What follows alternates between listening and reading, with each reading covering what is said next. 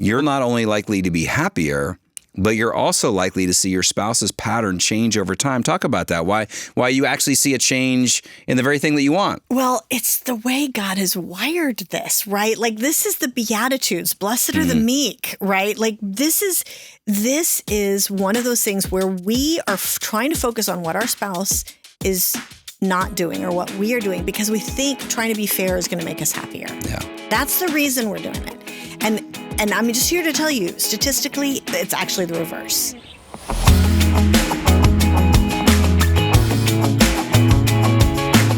All right, you're looking at the white hoodie, so you know this is the intro to this episode.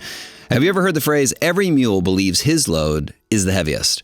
You know, it's easy in marriage to overestimate what our contribution or what we think our contribution is to the relationship and to underestimate what load we think that our spouse is pulling. Highly happy couples do keep stats on their spouse, but it's not where they're falling short. As we talk to Shanti, we're going to find out what are the stats that the pros are keeping track of in their marriage.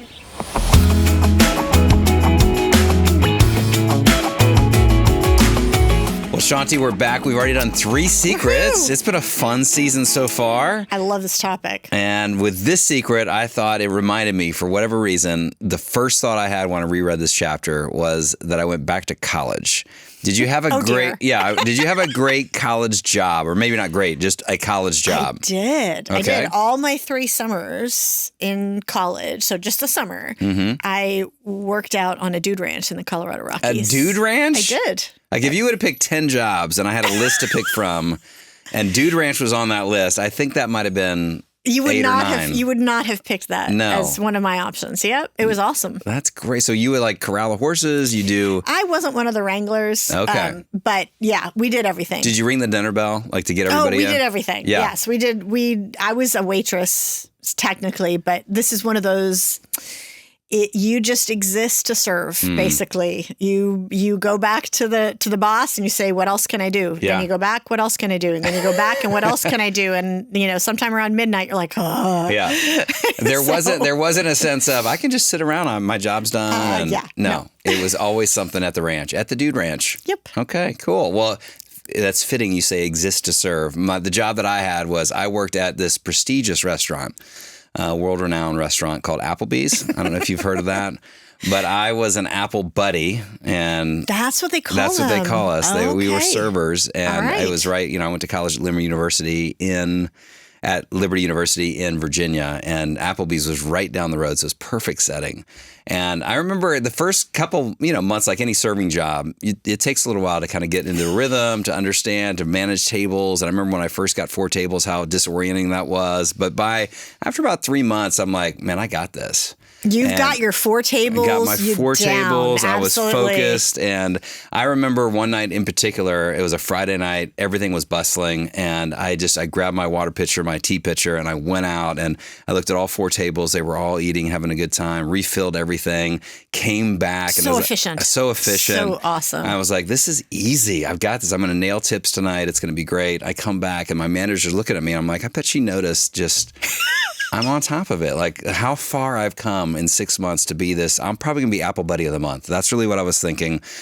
And I bet she's about to say something about that. And she catches my eye and she's like tracking me all the way in. And I'm kind of inside. I'm going, yeah, I know. I'm about to get a little attaboy. And she said, hey, Brian, you doing all right? And I said, yeah, I'm doing great, man. Tables are going good. She's like, I noticed you refilled all your tables. And yep, sure did. Well, and you also happened to walk by 6 other tables that all had half-empty water, half-empty tea, and you didn't pay them any mind. You just kept walking by. And that's not the culture we want to have here. Here, we want all of us to be looking and seeing not just my tables, but what about the other tables? What can I do to serve? What can I do to serve? Yeah. I exist to serve. And it was a perspective shift for me because for the longest time, all I was thinking about was what I was doing. And how I was achieving and how I was going to get the tips. And then she really disoriented me to go, no, it's really not just about you. It's about how you can actually look and help your other Apple buddies out. And I wish I had had that perspective going into marriage. Because I think what this secret's really going to hint towards is that for many of us, we kind of walk into marriage and we're thinking about what's on my plate. What's in my tables? What's on my agenda? What do I have to do to work? What do I have to do to take care of the kids? What do I have to do with the chores that I have around the house? And I can get to the end of my day and feel like I've got everything, done pretty well, and just thinking your scorecard's pretty full. Yeah, it's full. I've done a lot. I've tallied everything. I've checked everything off, and I would bet my spouse, just like my manager, should be noticing how much I've done for this marriage, how much I've done for this family. And then when you realize that they don't, or they don't even appreciate you, you can start feeling resentful, right? Yep, absolutely. It's one of the common human conditions. Yeah. Yeah. And so I think with this secret, especially, I think a lot of us, we long for our spouse to notice us, to appreciate for what we do. And when we don't feel appreciated, when we don't feel noticed, it's easy to start saying, well, I'm the one who's doing all the work around here. Yeah. I'm the one who's, why can't they see this? Why can't they notice what's on my plate? And in the last episode, we unpacked a little bit about how conventional wisdom is not always right? Not our typical thinking, our perceptions might need to be changed. And you heard that advice, don't go to bed mad. And we found out that highly happy couples actually go to bed mad. They just wake up different than the rest of us. Yes. And I think that a lot of us have often heard the phrase in conventional wisdom, don't keep score, right? Don't keep score. We've heard that phrase from 1 Corinthians 13, that we don't keep a record of wrongs. But I think what you found is that we can't help but keep score as a couple. I'm keeping tally of all the things that I'm doing, and Jen is keeping tallies, my wife, of all the things that she's doing. That's just the wrong score to keep, right? Yes. One of the things that we saw so clearly, this was one of the most clear statistically of all of the secrets, is the happy couple is actually, they do keep score, but they keep score of something completely different. And instead, they are keeping score of what their spouse is giving. Yeah. Which really is mind-blowing. Just as mind-blowing as that when that manager told me, like, Brian, it's not about your tables. It's about helping other people out. And I don't do that. And why is that? Why is it in marriage it's so easy for us just to notice and feel like what we're doing? I heard the old phrase, it's like every mule believes his load to be the heaviest. Yes. And that's what we think. It doesn't even matter how we divvy up responsibilities or chores. We think that what we're doing is the most hardest. That's a good phrase. How about I like that. I like that. That sounds phrase. Grammatically right. And you ask, why do we do that? Yeah. I think it's like called the Garden of Eden. I think it goes all the way back to, sin, brokenness. And from then on, our attention is always going to be on us, right? It's all about me, me, me. And listen, that's understandable, right? We're all human. And we're not saying it doesn't matter what you do. Of course it matters. Like, that's part of serving. But one of the things that we found in this study that was just so eye-opening is instead of focusing on your serving and what you're doing, actually flip it and focus on what your spouse is giving. And if you do that, here's what happens. When you start going, oh my gosh, and I'll give you an example. Okay. So, I think I actually tell the story in this chapter where I came downstairs one night and Jeff is like, it's late at night. He's starting a couple loads of laundry. And I'm like, oh my gosh, I'm so sorry. Like, I didn't know that there was, we talked about how I'm always not the best, at keeping things neat. That's right. He was quick to point out that my expectation was that she would actually be clean. Yeah, exactly. And, which surprised me. And I'm like, the messy one, he's the neat one. But that also comes with he notices the laundry and I just don't notice it. Yeah. And so here he is putting in loads of laundry at 10 o'clock at night. And I'm like, oh my gosh, I'm so sorry. Let me help. He's like, no, honey, you have been on airplanes. You've been doing all the research interviews. And I'm like, who's talking? You were doing all this legal work for whatever. And you didn't get home until 10 o'clock at night last night because you were so busy with, this other stuff. And he's like, yeah, but that's nothing to what you. Yeah. And you see how that goes. Right. And what was happening, we started laughing that we're arguing at 10 o'clock at night about who should be the one doing the laundry in the good way. No, let me, no, let me, no, let me.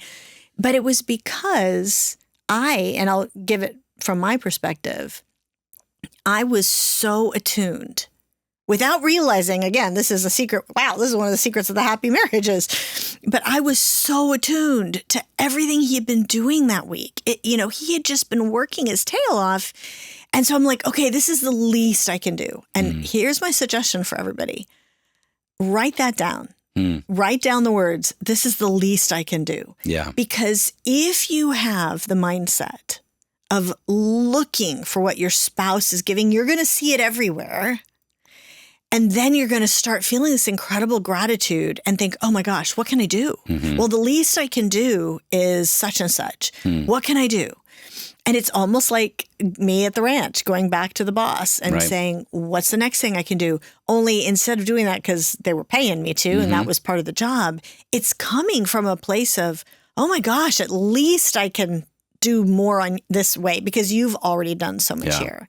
So how do you get to that shift? Because that's significant. And if it's natural bent of the struggling couples or even just the happy couples of like, but you got to understand, I'm tired. It's at the end of the day. Exactly. I'm just recounting all that I did with the kids and making sure their homework was done. And then I had to put food on the table and then the dishes are still in the, where do I get that mindset to be able to go, okay, now I'm going to focus on actually what my spouse has done all day? Yeah, it is definitely a mind. When you talk about mindset, this is a mindset shift.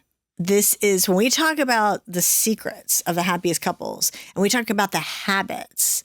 This is an example of one that it has to just be a habit. However, building the habit is not nearly as complicated as you think because right now, most of the time, we're not focusing on what they're doing. We're focusing on what we're doing. Thank you very much. And so the minute that you start looking, you'll see it everywhere. Like the minute you actually let yourself, like literally even keep a list, right? Like the minute that you start looking, whoa, you're going to see it. And that's what happened that night at Applebee's is that I had never, up until 6 months, I had never seen the other tables. It's not that they weren't there. I just wasn't focused on them because I was just focused on my lane. And to be able, when she actually pointed out to me and said, look at all those other glasses. From that point on, I couldn't help but when I left my table, just take it up my eyes and go, oh, that person needs some water. And it wasn't that hard. That's the thing. The whole point of it, it's like the least I could do. The least I could do is actually fill up their water or their tea. And I like what you talk about in the book about the canoe principle. Talk about that, what the canoe principle is. I love this example. One of our couples that we were interviewing, one of the highly happy couples, gave us this word picture. And this is what they, in their own marriage, they call it the canoe principle. And so it's like a mindset shift for them. Like once they got that analogy. Shift. Exactly. So this is their mindset shift was, you know how easily a canoe tips, right? Oh, yeah. And so you have somebody in the front, somebody in the back. And if one partner leans left, well, unless the other partner leans right, you're going to tip over, right? Like things are not going to go so well.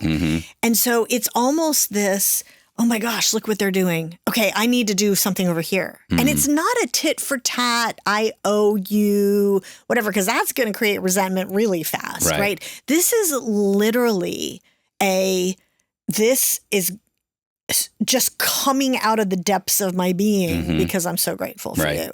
And it's building it as a process. As opposed to if one couple is going, look what I'm doing all over here on the left. Like, well, I'm going to look at what I'm doing over here. If you keep saying that and you follow that out, you do what I've done with many people in a canoe, and that is flip them over. Flip them over, which is very exciting. And then you feel like it's really hard to flip the back over, right? Well, and speaking of flipping it back over, and speaking of the things that tip the canoe, in addition to saying, oh, look at me. No, look at me. Here's what I'm doing, right? Which will capsize the canoe pretty quickly.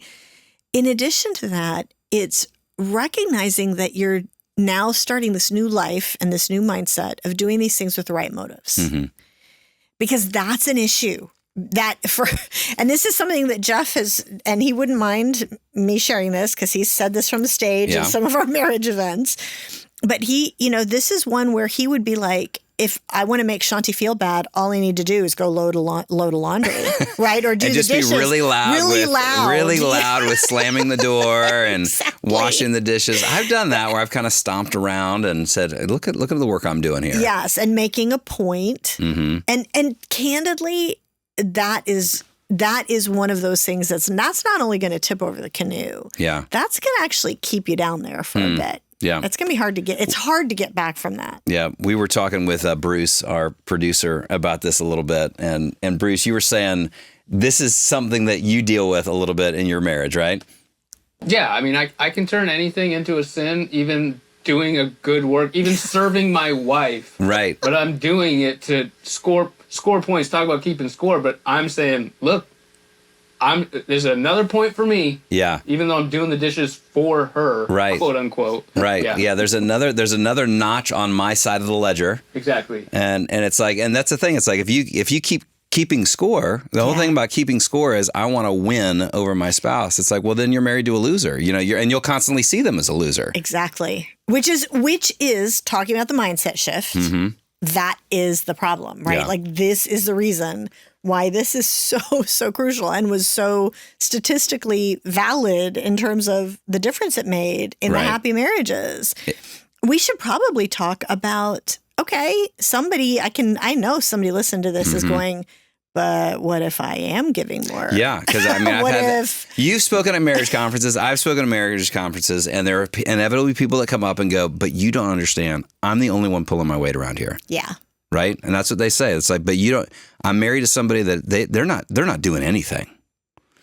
And so here's the thing. Sometimes that is absolutely true. And that is hard. And we need to talk about that here. Yeah.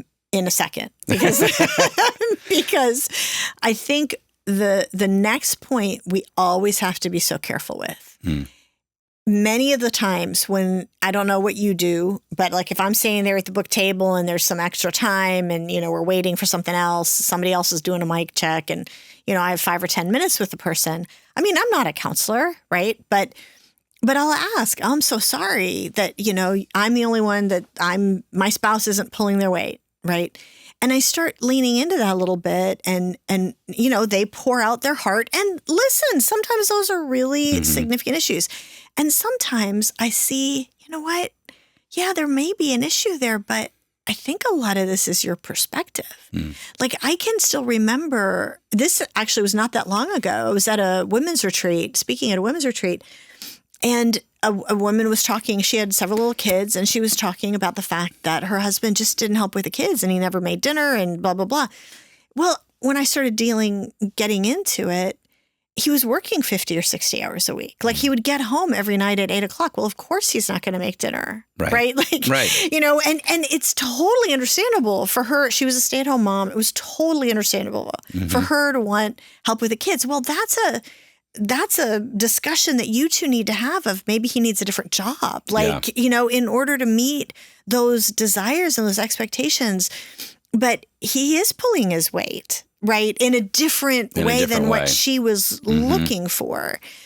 And so, and it was a perspective shift. Now, I'm not in their house. So, maybe he's a slob and makes a lot of extra work for her or whatever. That absolutely could be the case. But a lot of the times it is actually a perspective shift. And I don't want to say, let's just assume it's always that they're correct. Right. But their spouse doesn't do that. But like we said, one of the foundational secrets is this is a part where you can believe the best. Like, what if I choose to actually believe the best and maybe move into their world and go, even ask a question of like, what was the hardest part of your day today? Or what do you feel? What are you most stressful about? Like, those are super important questions because our goal here is that if you're feeling that way and if you're feeling like your spouse is the deadbeat, taking advantage of you, etc. Right. Yeah. It's a point to say, okay, then let's have a conversation about it. Stop living in that darkness of that dark perception. Yeah. So that's not where we want to stay. And it could be that you might realize, do we like the season we're in? Because we made the choice to work in the job we worked in. We made the choice to stay at home with the kids. We made the choice to whatever. And it's like, you can change your choices. Right. Do we need to renegotiate our life? Because I'm finding myself resentful. Right. And, I would love to be working a little bit and maybe you can cut back. I mean, those are you just don't know until you actually have the conversation. But here's the key. The conversation is never going to go well if you're both pulling on the same side of the canoe and you're on the verge of tipping over. Yeah, and if you're coming into that conversation with a lead foot of resentment. Yes. Right? Paul says to put away malice and anger and all bitterness. And it's like, so if I'm leading with bitterness, that conversation is not going to go well.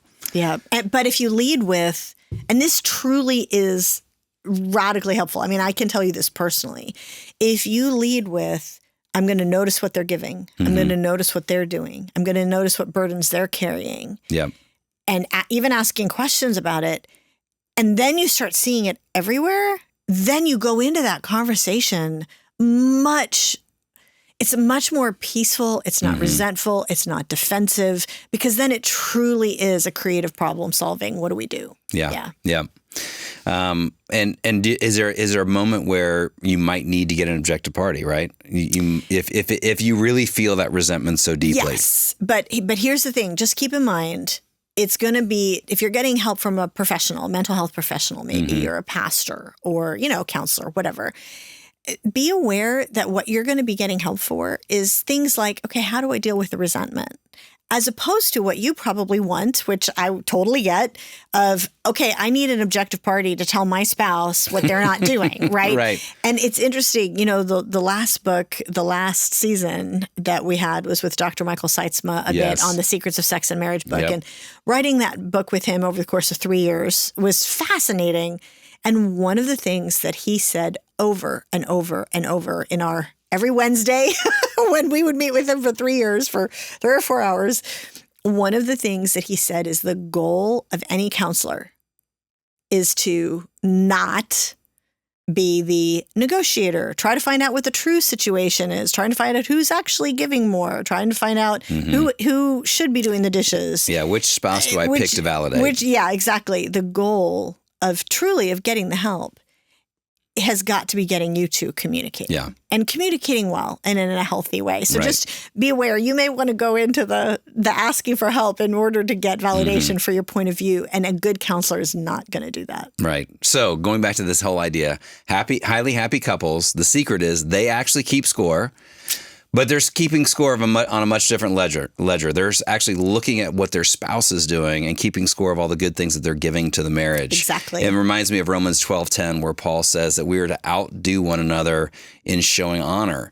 We're not to outdo one another in scoring points. We're not to do out one another in just, I'm doing far more than you. No, it's how do I honor this person?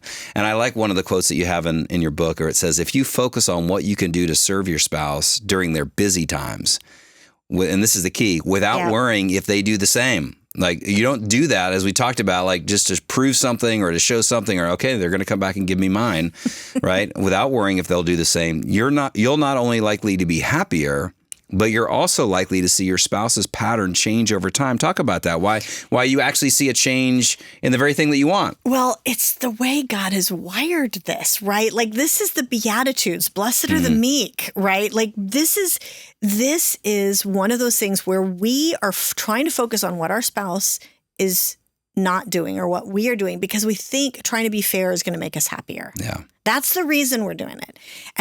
And I'm just here to tell you, statistically, it's actually the reverse. Like, statistically, you are going to be far happier. And this is not just my research, by the way. There is a lot of research, starting with the Harvard Center for Human Flourishing on to many, many other studies, that has found that if you actually switch that mindset and focus on what they're doing that you can appreciate, and you can actually give them more, because now you feel like, wow, like I really need to do something more, you are far more likely. Like, our numbers, for example, and actually Brad Wilcox actually did at University of Virginia, actually did a data run for us on this as well, because we were so fascinated by what we were seeing. And he had done this massive study as well. And he found in his data run that the highly happy couples, 79% of them, are constantly doing these little things, like out of gratitude for their spouse. What would the little things be? Little things like, I mean, it could be as simple as, here, honey, you know what? I'll go to the grocery store for you. You sit for 10 minutes, and I'll go to the grocery store. Like, that's just a little something, right? It's not, or little acts of generosity, like, you know what? I know you've had a really hard day, and it was supposed to be my turn for dinner. You chill for a minute. I'll do it. Let me text you during the day and just tell you how much I appreciate you. Yeah. Like, it could be anything. These little actions of generosity, these highly happy couples, 79% of them did those things. Yeah. On a regular basis. Those are their habits. On a regular basis. This was the habit. Well, guess what? Amongst the so-so and struggling couples, it's only 23%. Wow. And it's what we were finding, and there's much more data about this, but what we were finding is it's because of where their minds are. Mm. And if we can be constantly looking at the other person and going, oh my gosh, they really are, they're working 50 hours a week, or they're doing this, or they're doing that, then it's the least I can do. Mm-hmm. Yeah, I was talking to Bruce. Actually, had a great point on this. I'm going to bring him back in because you kind of did this moment of generosity where you decided I want to make sure my wife gets some time at the women's retreat, which meant you got her typical job, right, of watching the kids. What did you discover in that process? Well, first of all, let me be very noble here and say it wasn't an act of generosity. This is baseline, okay? This is baseline, right? And it's both of our jobs to watch the kids. So this is not extraordinary. All the women are going snapping their fingers. Yes, that's right. Absolutely. So this is not extraordinary or anything like that, but it's just a wake-up call. Yeah. When I have the kids for let's say a morning and an afternoon combined. I mean, it doesn't even need to be that long. What I get done is the kids stay alive. Yes. That's my accomplishment. That is the baseline. But what I expect from her, if I'm out and she has the kids for a day, is laundry. She homeschools, do that. Wow. Can you also clean and this and that? And it's like, that is so unreasonable. But I don't realize that until I have to be put in that position. Yep. Well, and it's interesting that you say that and that Bruce mentioned this, because we should also talk about the flip version of this. Mm-hmm. One of the things that we heard from a lot of stay-at-home husbands, because we talked to a lot of people of all sorts of different patterns, right? And there were plenty of women who were like, that she's the doctor. And so while the kids are young, he's going to be more likely to be with the kids. And it was interesting listening to some of these men process where they had been, working and whatever and thinking the kids or whatever. And then they actually start this process and it's like, oh my gosh, like I didn't realize how much time it took to fill out all the school forms, for example. Right. Or like every time there's a field trip, this 3-page thing that you got to sign and scan and get notarized, and those kinds of things are often for example, if you then, when you have the husband who has a stay-at-home mom, wife. Right. And he's thinking, I'm the one working all these hours. And what are you doing? Mm-hmm. Well, there's a lot, like Bruce said, there is a lot that goes on with that. All those forms, the doctor's visits, all the things that you don't even think about. Yeah. Yeah. And typically it's like whenever we meet back together, it's interesting how if your mindset's in the category of not being generous, you'll start to look through the lens of whatever value you value most. And if that thing is not done, whether it's cleanliness, whether it is making sure the kids are okay or that they've done certain activities, whatever it might be, that's what you judge on without ever even asking, well, I wonder what else filled their day. Because, it's probably because they've been focused on a different value than you had.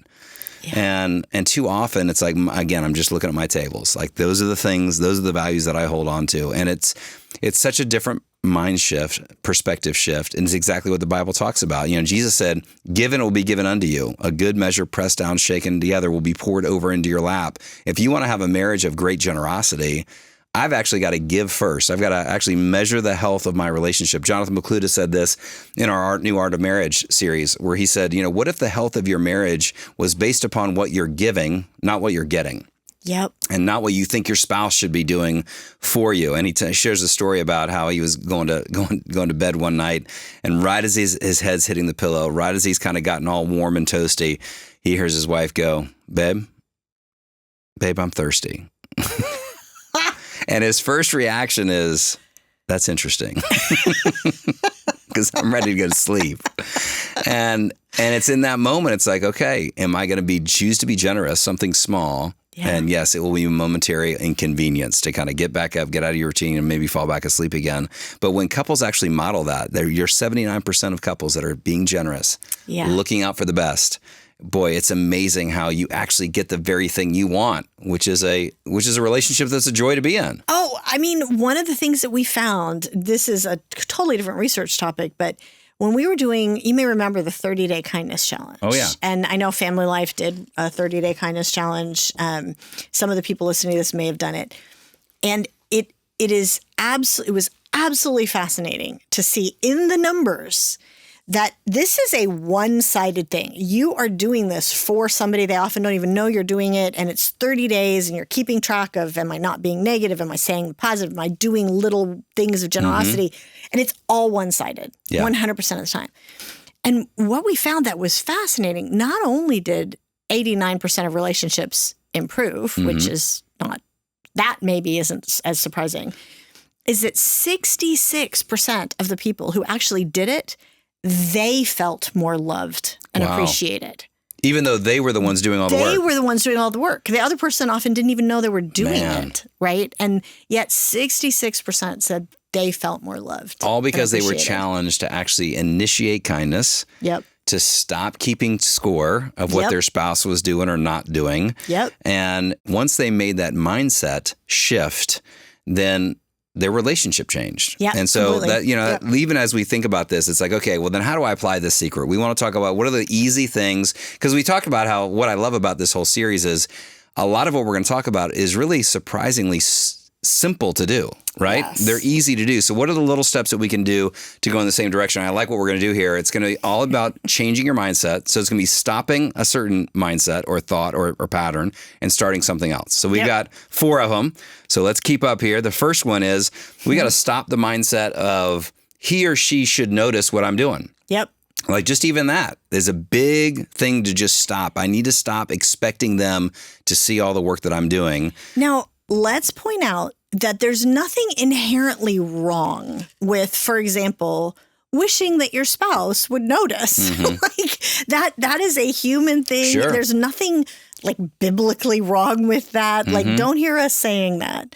The key is we're trying to help you build a new mindset. Yes. And here are 4 ways that you can get there. Okay, keep going. Sorry. And that's great. It's a great clarification. And you'll end up actually probably getting more notice. That's the thing. Probably. Because if both of you are listening to this and you're talking about this, you're like, yep, we don't do that naturally.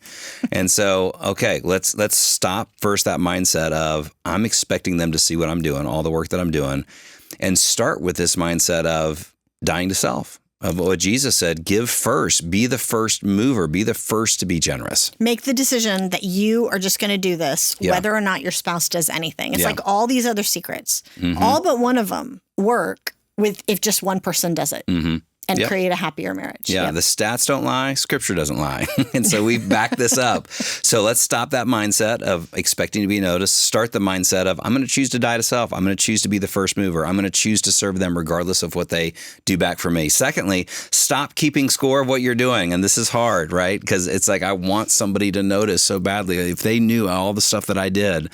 And actually, now I'm going to actually start keeping score of what my spouse is giving to me. Yes, exactly. I mean, this is the basic, premise of the whole thing. But it is building a sense of gratitude, which all of us know is important. But hey, here's the problem. In order to have that sense of gratitude, you actually have to notice. Yeah. Like it's not going to just come up out of nowhere. Right. There's a reason why we have to teach our kids and train our kids to say thank you. The early church fathers would speak of gratitude as a discipline. And just even thinking about that, it's a discipline. It's something that I don't naturally do, that I've got to train myself to do. No one, we had to train our kids to say thank you. We don't have to train them to be selfish or to say use the word mine. That comes so naturally. But I have to actually train my kids to be gracious, to be grateful, to actually notice the things. Otherwise, we train entitled kids. And I think we have a lot of entitled spouses that we have stopped training ourselves to notice what our spouse is giving to us and just saying thank you. And that could be as simple as at night, at the end of the day, force yourself, because a discipline is forcing myself, right, to write down maybe 5 things that your spouse did right? Yeah. Or maybe you do it the next morning and then send them a thing. Hey, I noticed this, that you did this for me today. Thanks so much. And I think it's like with Jen, I'm stingy with my praise. And trying to be able to remind myself that because she loves to cook, I'm not the cook in the. If it was up to me, we'd be having frozen pizzas every night. That's my spiritual gift, is turning on an oven or a microwave. That's how good I am in the kitchen. And so, but often I just kind of take that for granted. Yeah. as opposed to saying, oh, it's easy for her. yeah, it's easy for her. That's what she likes to do. That's just natural. Oh, sure. Absolutely. But I'm sure she loves being in the kitchen for an hour. I'm sure she loves to serve me with that. Absolutely. Right. Like, that's no big deal. But what comes easy for somebody doesn't mean that it's not just still a labor of love. Yeah. And we also don't know what impacted that whole day before that moment of cooking. Yeah.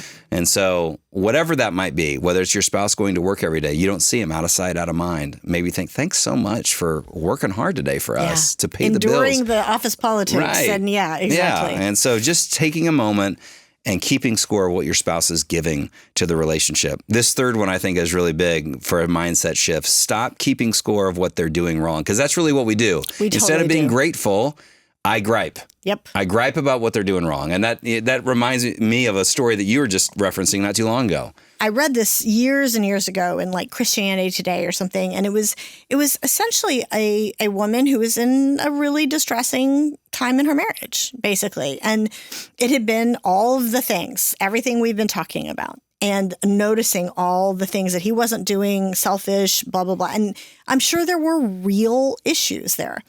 But she finally spoke to her mother or an aunt and basically said, I just want to leave. Like, I just want to leave. And the aunt said, okay, come on over to the house and let's talk about it first. And so she comes over and she is steaming mad, the way she describes it. She's like steaming mad, listing all the things that he was doing.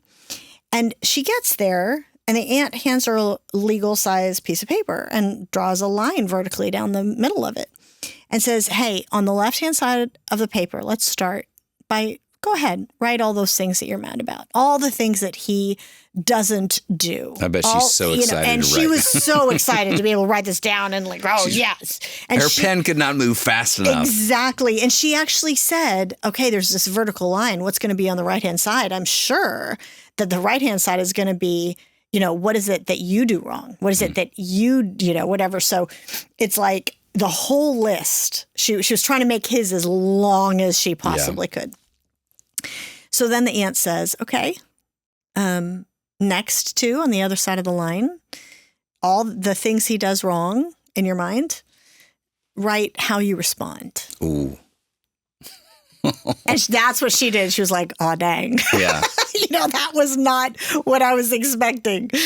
And then she had to list it and was like, how do I respond? I roll my eyes. How do I respond? I go, huffiness. How do I respond? I nag at him. How do I respond? It's like, oh, man, like, oof. And then new piece of paper. Okay, like those are real things, right? But you have yours too, obviously. You have your stuff. So now, right, what are the things that you can be grateful for? What are the things that you notice that he can do, that he does well? Yeah. He was a great dad, all these things. And it is so easy for us to get stuck on just that left-hand side of the page and never notice how we respond and never notice all the good things. Yeah. It becomes real simple in marriage just to notice the wrong and miss out on all the right that our spouse is doing. Boy, that's good. So we talk about this mindset shift and about how we can start keeping track of the right score, right? We got to stop that mindset of they should notice me, start the mindset of dying to self. We got to stop keeping score of what we're doing. We need to start keeping score of what our spouse is giving. So if we stop keeping score of what they're doing wrong, what do we do instead? What's the start? Yeah, I think what we start keeping score of is what they are overlooking in us. Like there's things that we do wrong all the time. Like Jen would say, yes, absolutely. Like Brian leaves the bubbles in the sink after washing dishes, and I tend to not really clean up the whole kitchen the way that she would. And there are times where she just overlooks that. Now there's times where she actually I need to stop making my spouse a constant overlooker and to actually sit, hear from them going, what could I do to be a better job of that? But they're overlooking stuff all day. And the key is to be mindful of that, right? Like we're not perfect. We have our quirks. There are things that they are being very generous with us about that we do not give them any credit for. Yeah. Yeah. So start keeping score of what they're being gracious about with us. This last one I think is really crucial. Stop obsessing about the burdens that are on your plate, which when I wake up in the morning, that's the first thought on my, lately especially, I feel like I've been waking up at 4:30. I don't know if you feel this way. It's like my anxieties are ahead of my alarm clock. And they are the things that wake me up. The subconscious is working, and it's the like things you're carrying, the stuff that's on your shoulders. Yes, exactly. And they are burdens. There's a reason why God says, "Let me carry your burdens," because He knows that we're often not able to carry them well, and so we're not diminishing these. They are burdens, but all too often, I'm obsessing only about those, my burdens, versus how can I start actually looking out for the burdens of my spouse? Because your spouse has. It may be completely different ones, but they've got just as many, right? Like they're another human living in a broken world. They've got all those things too. And it's, I may not have even thought about asking them about that. What are they carrying right now? And what's interesting is that the burdens they carry, like I realize, gosh, I'm pretty selfish. Like my wife tends to carry burdens that relate to our kids and about what they're going through, that she's worried about Gibson and the fact that he hasn't gotten this, his grades aren't up in this area. And I'm like, man, I haven't thought about my kids' grades in a long time. It's like, am I being a good dad? It's like, it just reminds me that I don't have total line of sight on everything. Yeah. Right? Yeah. There's a reason why they call them blind spots. And so often when we actually ask and seek out what the burdens that our spouse is carrying, we realize that, well, I'm glad we're married because I couldn't do this alone. Yep. Bear one another's burdens. Right. Absolutely. I remember when we were early in marriage and I was working at this internship. It was a pretty prestigious internship, and I'd go to work every day. We had one car, and I would usually drive it. I would leave Jen. She was at home. We had a year and a half old daughter at the time, so rough time. It was an apartment, small apartment, and I would go out to eat every day, and I'd come back from work, and I gained like 20 pounds that year. I remember, like, Can't real imagine fast. why. I know. Exactly. Going out to eat every time, meeting new people. We met the governor of the state. We were talking to all these leaders. You're having an amazing time. And I would come back and I would just gush about everything that was going on. And I noticed that Jen wasn't as excited about these things that I was. Probably a few months goes by. Yeah, And she's like less excited as time goes on. Because she's recounting, the PB&J that I cut up and I ate half of that sandwich that Brantley didn't eat, or I got to sit in and because it was raining and so I couldn't go anywhere because I didn't have a car. And so here I am thinking she probably had an easy day. Like, what did she have to worry about? She had one baby. There's a lot of moms that have three, and what's the big deal? And the baby, they're not even going to school, takes naps. Like, she probably had a great day. And I just was so short-sighted of the fact that, there was a struggle for her, because she's having to deal with that loneliness, isolation, all the things about, am I doing right by this child? Yeah. And so to be able to step back and go, man, Brian, it's not about your tables. And so how do I step into her world and see where she really needs to feel some burdens lifted and actually to bear them with her? And can I just promise you something for anyone who's listening to this and hasn't really done it yet? If you go to your spouse on a, maybe not an everyday basis, but regular basis with curiosity, and basically ask the question out loud at some point. So, what do you have going on today? What are you carrying right now?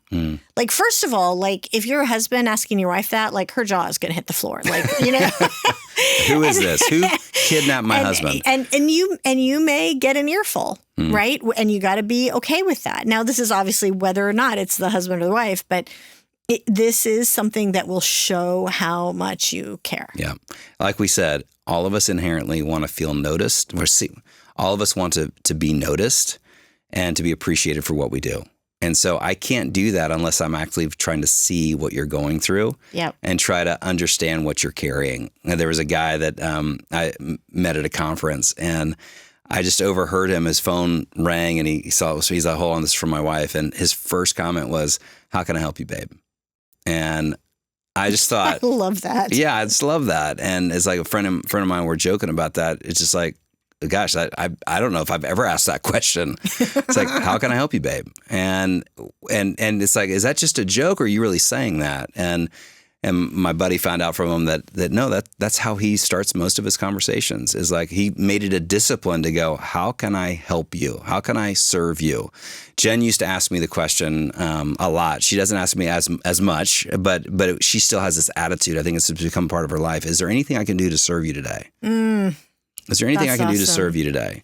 And a lot of times I wouldn't say anything, but she was actually really asking. Or you might need to follow that up with, because most spouses will be like, no, it's no big deal. No, really.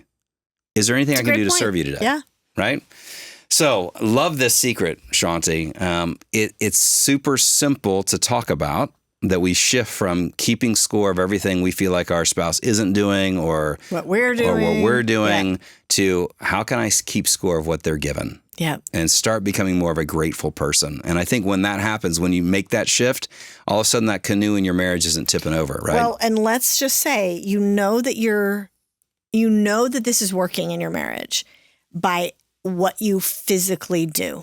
If you're just a mindset and you don't actually do things to help them as a result because you're so grateful, then it hasn't come full circle yet. Yeah. Because that is going to be the next step. You are going to be tipping the canoe the other direction. You're going to do something. Yeah. Yeah. Yep.